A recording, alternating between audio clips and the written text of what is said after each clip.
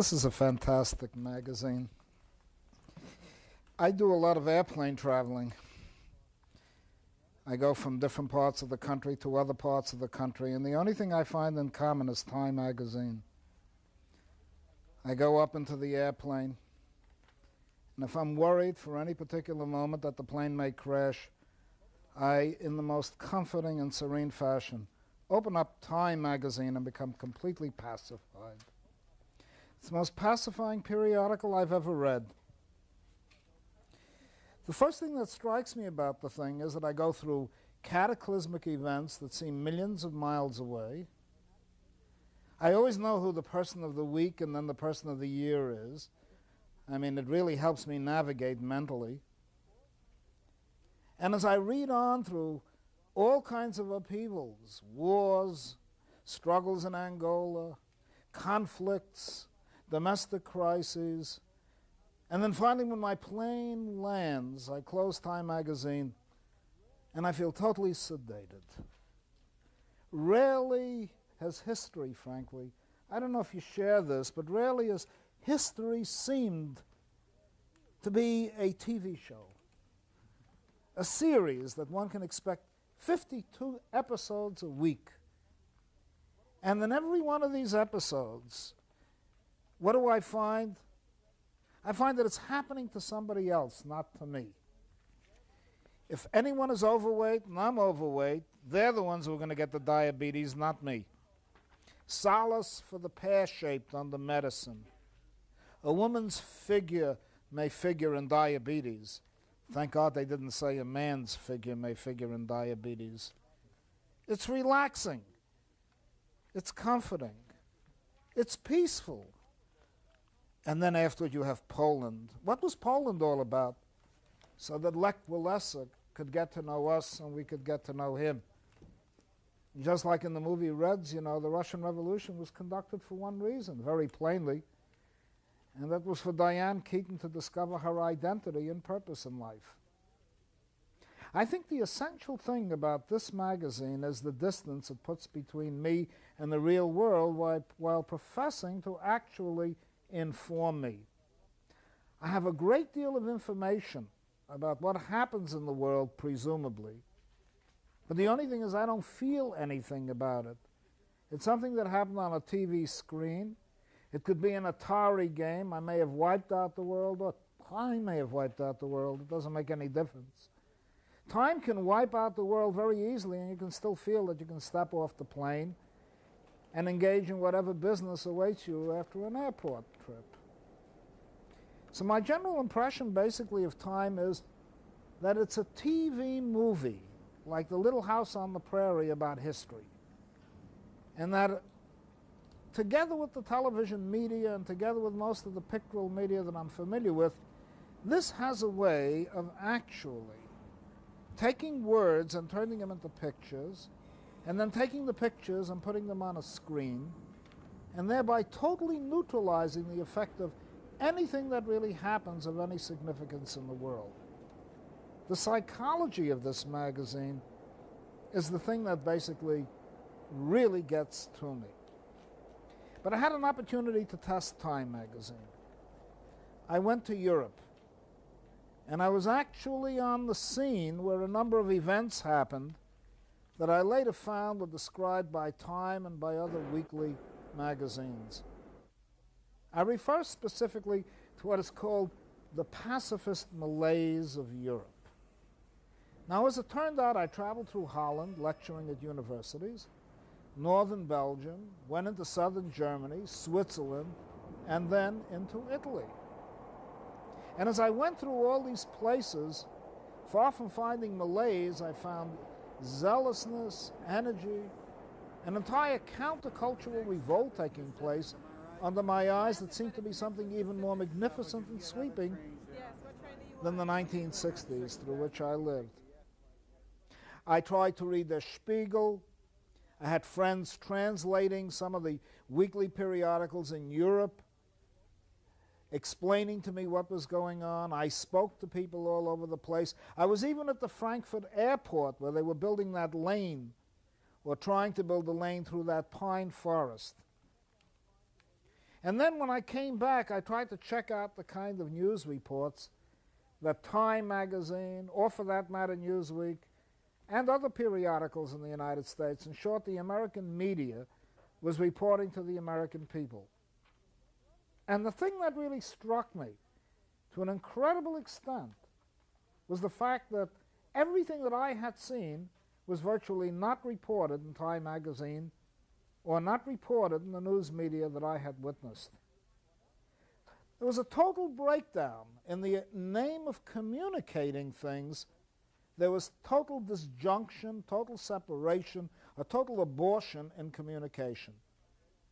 Where the Germans were supposed to be edging on neo-Nazism because they opposed the Frankfurt aircraft lane or the airport lane, I found, in fact, that people were trying to protect a precious piece of forest land that was so worth redeeming, where squatters were supposed to be moralized, supposed to be enraged, embattled, completely flipped out, completely irresponsible. I found, in fact, people with an almost esoteric and remarkable insight into what constituted free space. They weren't even fighting merely for shelter. They were fighting for something more than that. They were fighting for liberated territory. But if I read Time magazine, there were a bunch of scruffy morons and Neanderthals who had to be cleaned out together with the buildings so that condos could be built in West Berlin to the ever greater glory of the real estate interests and to the ever greater glory of urban planners. That Amsterdam needed a subway. Imagine Amsterdam needing a subway. One of the most beautiful cities in the world. You never want to leave the ground. You don't want to leave the area. Why go underground? They were building a subway. And the young people there were trying to fight that. You'd never know that from Time magazine. You'd never know that the squatters movement and the youth revolt that was going on in Zurich, in Switzerland, was something that had to do with free space, that had to do with a liberated territory in which young people were trying to create their own culture. All I got was the image of savages and barbarians dressed up as skeletons, or trying to bash in windows, or trying to attack savagely American tourists who were benignly wandering around trying to cash in on the American dollar and take all the beautiful photographs for home. The result was that when the plane landed, or when I came back, or whenever I've gone back to visit Time magazine again, I not only feel that I've been put to sleep when I don't know the news, but I find that I'm absolutely aroused by Time when I do know the news. In short, this is not only the little house on the prairie, it's the little house on the Alps, in the Arctic, in Australia. It's the little house everywhere in which these little scheming, whatever you want to call them, sit around and fabricate a history that is about as real as some of the moving pictures that we see today about American life.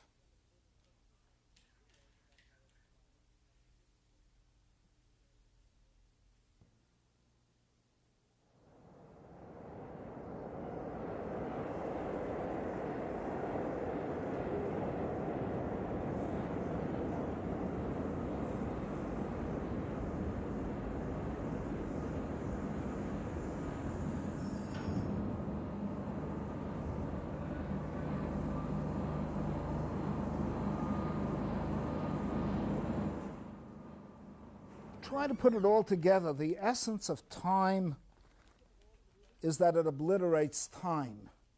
It really destroys time. When I read Time, I feel I'm in a timeless world. Every issue is the same. And every issue deals with every problem in the same reactionary, insidious, bland, colorless manner. Suddenly gray is painted on gray. And like a clock, Time consists of 52 issues that you carry around that you are supposed to call a year. But actually what you really got are 52 pancakes, all almost identically alike, with the same covers basically, maybe Lech Walesa looking like Dostoevsky for a while, and then having a nice piece of wholesome Americana with bars over its face, having won something in the Super Bowl. It all follows that way. Next week there may be another eruption of Mount St. Helen, and if Mount St. Helen erupts again, another issue has come out. And so when you get to look at it, time makes time disappear. Everything is the same. There is no history. What there basically is an attempt to reclaim both the past, the present, and the future in one simple gray soup. And in that gray soup, without any spice, without any salt, without any flavor, without anything in it, in fact, but a lot of polluted junk, what you really have is time in the same sense that the hands of a clock keep rotating around and give you no message, no perspective, no coordinates, no sense of direction. What time does is relax you in time. It simply permits time, just like a numerical system, turning around 60 times every minute, turning around 60 minutes every hour to just devour you into some strange space-time continuum. The essence of time is that time destroys the present, the past, and the future. At this point, I understand time is going to come out with a piece on Roosevelt and the Roosevelt era, and I can assure you that I, who lived through that era, will never experience in Time magazine what I experienced in real life, nor will Time in any sense capture anything about that period. What it will merely do is make me think I know it. Not only know it, but make me think I dreamt it. That's the interesting thing. Everything will seem like a strange dream.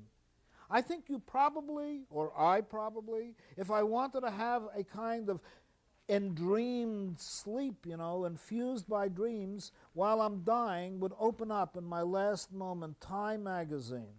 And there, looking at introducing Sierra, the only front-wheel drive that's a Cutlass, and watching this man and woman pointing at this marvelous sexual symbol of machismo, feel I have expired, and take that image with me into death, and if there's anything to be remembered after life, if only your last memory is the last picture you have, it will be that dissolved time without future, without present, without past. That, to me, is the essence of time. Just like futurism extends the present into the future and destroys it completely by merely enlarging it, increasing its numbers and population, increasing resources, consumption, without changing anything. Just like 2001 had a hamburger stand.